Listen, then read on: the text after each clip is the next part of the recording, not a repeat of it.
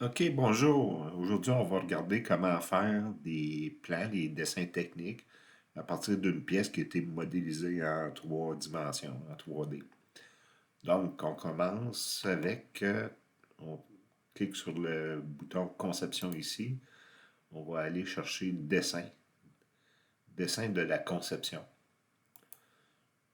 Et là, on nous demande de créer un dessin. Oui, OK, créer à partir de zéro, ISO, unité en millimètres. Le format de feuille, on va prendre A4 parce que c'est le standard européen qui nous ont donné là, ici. Là. Il n'y a pas de standard nord-américain. Donc, je vais faire OK là-dessus.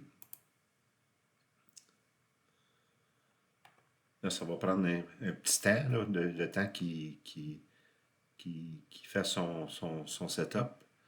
Donc, là, on arrive dans l'environnement de dessin. Donc, le menu ici a changé. La première chose qu'il nous demande de faire, c'est les vues qu'on veut mettre sur le dessin technique. Donc, l'apparence, ça dépend de ce que vous voulez avoir. Il y a arête visible et masqué. Il y a ombré. Il y a arête visible. Ombré avec arête masquée. Donc, il y a différents styles. Ça, c'est à essayer, à tester. L'échelle, par défaut, il l'a mis à 1 pour 2. Donc, qu'est-ce qu'on veut? Qu'est-ce qui va être important à nous autres, là, ici, là, c'est par défaut, il nous donne la face avant. Donc, moi, je veux la face plutôt arrière. Donc, je vais aller plutôt en arrière. Donc, je vais choisir arrière.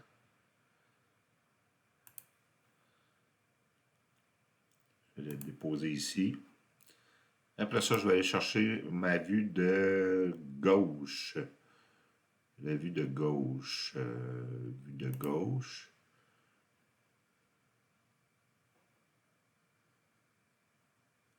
Hop, j'ai oublié de faire OK.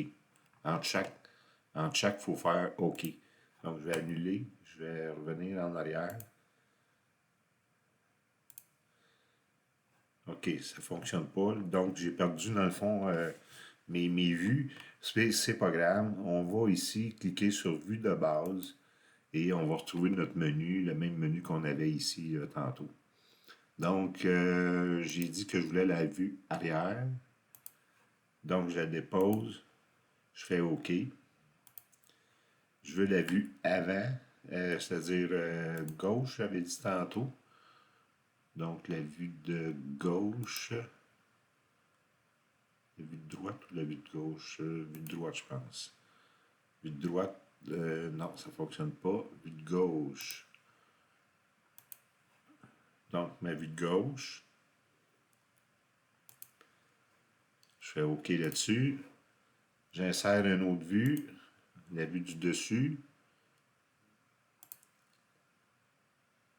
Dessous, derrière, dessus. Donc, je vais insérer ma vue de dessus. Je pourrais aussi insérer la vue isométrique. Donc, la vue isométrique, ça me permet de... Oups, j'ai oublié de faire OK encore. Je recommence. Donc, la vue avant, la vue de dessus. Je fais Enter. Je fais OK là-dessus. Je vais installer la vue isométrique maintenant. Donc, orientation, jeu isométrique, sud-ouest. Non, je veux pas celle-là. Nord-est.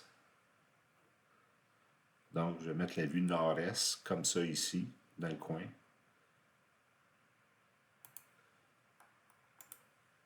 Je fais OK là-dessus. Là, maintenant, il faut placer nos vues vraiment parallèles et perpendiculaires. Donc, pour ce faire, il faut prendre l'outil, la fonction déplacer. Et on clique l'image qu'on veut déplacer et on sélectionne un point de départ. Donc, on va prendre le point de départ ici. Et là, quand que je déplace, il apparaît, il apparaît la ligne pour mettre à la bonne hauteur. Donc, je fais OK là-dessus.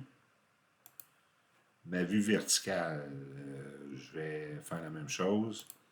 Donc, je clique dessus, transformation, je me prends un point de départ et là, je veux l'aligner avec ma vue d'en bas.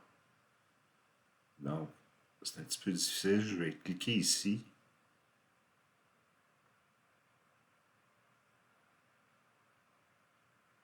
Donc, c'est aligné. C'est beau, c'est aligné. Sauf que ma vue de dessus n'est pas dans la bonne orientation. Il va falloir que je fasse une rotation de 180 degrés. Donc, je la sélectionne. Je clique un point de rotation. Donc, ici. Il va falloir que je le déplace encore. Donc, ma rotation est bonne. Je fais OK là-dessus. OK. Je redéplace encore ma pièce.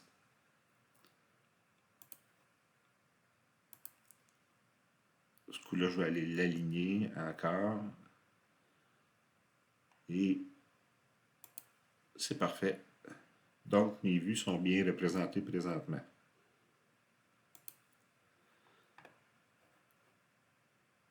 Là, je regarde ma vue isométrique. Je ne l'aime pas vraiment parce qu'il y a des lignes fantômes qui sont, donc les lignes arrière qui sont présentes en pointillé.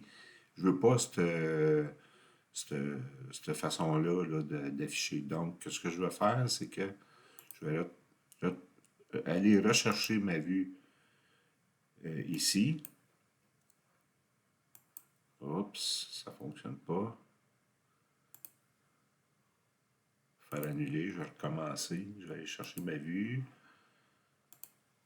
Nord-est. Je vais la déposer. Et là, je vais choisir arrête visible. Je fais OK là-dessus. Et là, j'ai ma vue de ma pièce sans les lignes cachées là, qui sont en arrière. Là, par exemple, il y a une petite erreur ici. Là. Donc, ce que je vais faire modifier la vue.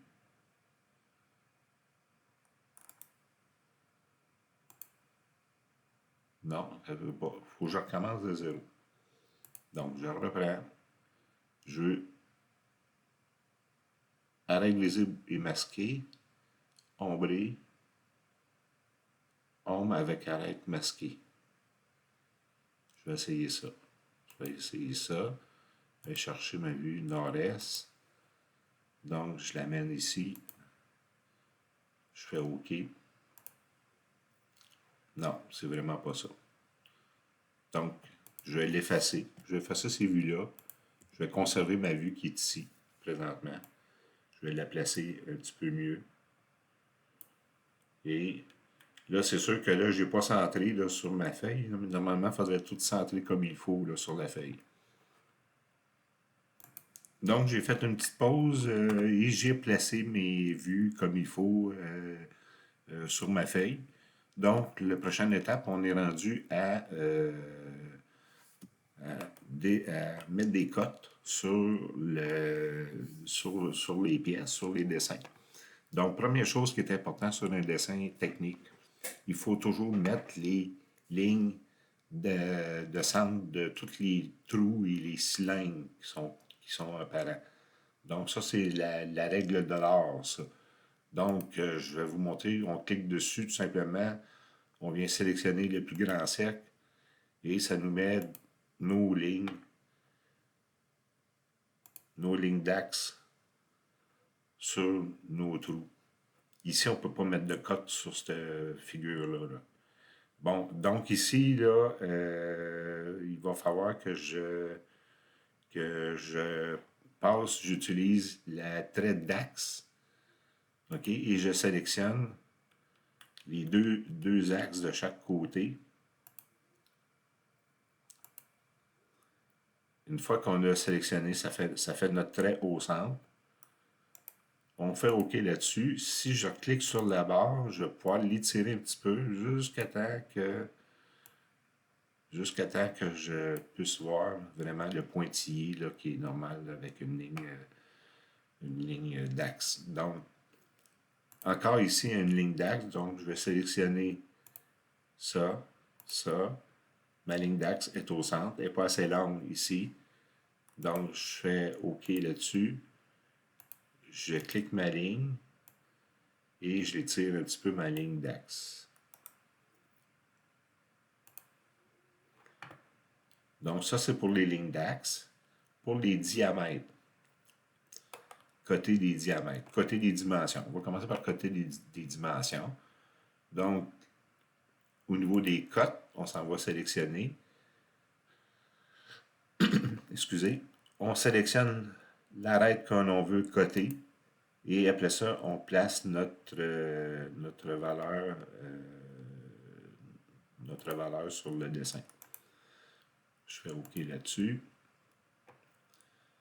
Je veux placer ma cote verticale ici. Donc, je ne peux pas ici, elle ne veut pas parce que j'ai plus qu'une ligne.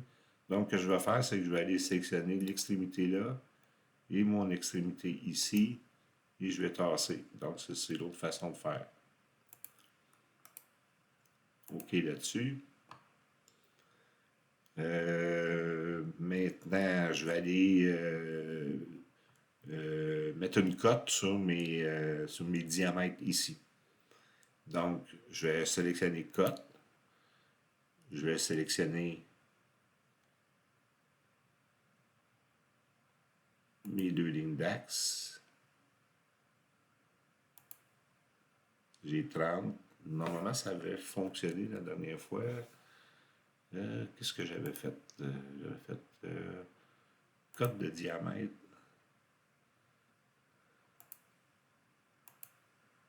Non.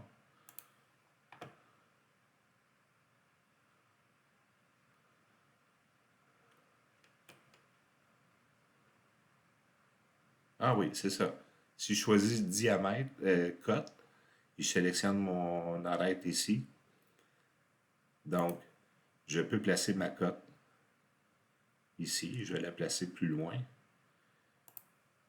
Je vais y laisser un espace pour l'autre cote qui est ici. Donc, mon autre cote qui est ici. Fait que le logiciel reconnaît que c'est un diamètre. Dans le fond, il ajoute la ligne diamètre dessus. On peut coter un diamètre aussi directement à partir d'un cercle. Donc, si je vais ici dans cote, je sélectionne cote de diamètre, je clique sur mon cercle et automatiquement, j'ai ma cote qui apparaît. Donc, c'est une autre façon de coter. Donc, les lignes d'axe, là, je ne les ai pas mis toutes partout, là. Mais normalement, on devrait mettre nos lignes d'axe en premier. Les lignes d'axe pour les trous. Par la suite, on met les cotes. On essaye de les placer de façon répartie. Pas toutes mettre les cotes sur un dessin, mais sur les trois dessins. On essaye de ne pas croiser les lignes de cotes. Dans certains cas, ça peut être plus difficile. Donc, il y a plusieurs façons qu'on peut coter. On peut coter un angle. Donc, ici, je vais coter, j'ai un angle, je vais vous montrer comment coter l'angle. Cote angulaire. Cote angulaire, donc je sélectionne mes deux arêtes et je place ma cote. Donc, si je veux modifier la valeur, parce que normalement, ça devrait être 45, parce que je l'ai fait à l'œil quand j'ai fait le 3D, c'est pour ça que ça n'arrive pas juste. Je clique tout simplement sur le chiffre et puis je peux changer mon chiffre, donc je peux y mettre 45. Je fasse ça, 45, Enter, et je peux aller jouer avec ma cote ici. Et voilà. C'est la même chose pour les cotes. Si vous voulez les modifier, vous cliquez dessus et vous pouvez les déplacer. Je suis peut-être trop loin.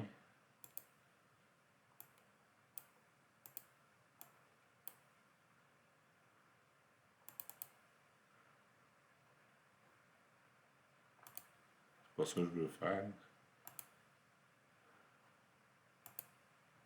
Ah, ok, c'est ça. Fallait que je sélectionne un petit point qui était. Donc, pour déplacer une cote, il faut que je sélectionne le point central ici. Tantôt, il apparaissait ici, là.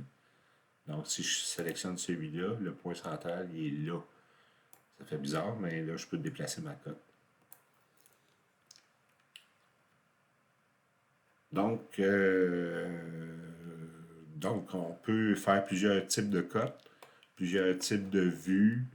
On peut rajouter du texte, on peut rajouter des symboles d'usinage, de soudage, de tolérance géométrique. Et donc, on peut s'amuser pas mal avec ça.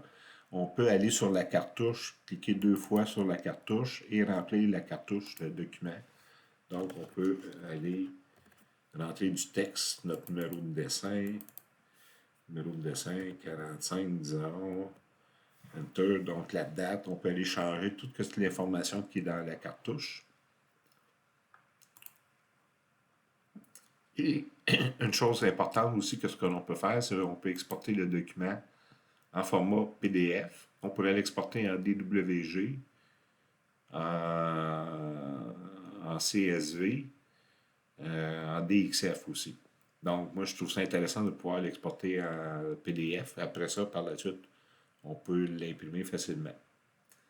Autre chose aussi, dernière chose, les paramètres du dessin. Donc, vous pouvez changer les types de lignes, les types de standards, dans le fond, là, au niveau du texte, au niveau des unités, l'historique.